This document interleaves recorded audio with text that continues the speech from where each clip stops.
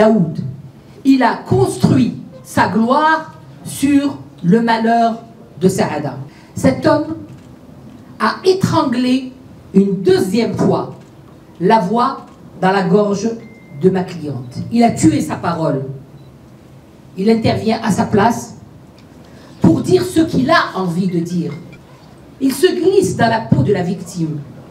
Il lui vole sa voix. Il dit ce qu'il a lui envie de dire et non pas ce qu'elle a elle envie de dire.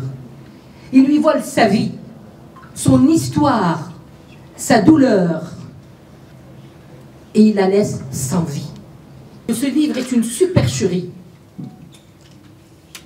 Il le fait passer pour une fiction. Or, c'est un fait réel. C'est le malheur d'une femme. C'est les souffrances d'un peuple. C'est un problème que nous avons pu surpasser par des lois, par des règles, mais grâce à la volonté de tout un peuple, et surtout des femmes qu'il discrédite, qu'il détruit et qu'il déchire.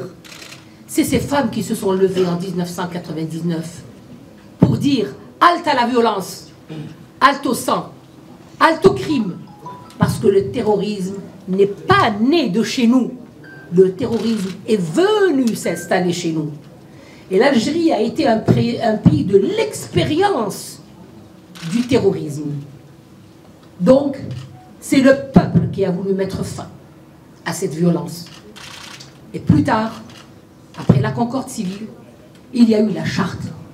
Et vous avez vu le taux d'Algériens qui ont voté pour la charte. Et Kamel Daoud a voté pour la charte. Cette charte qui a donné la réconciliation.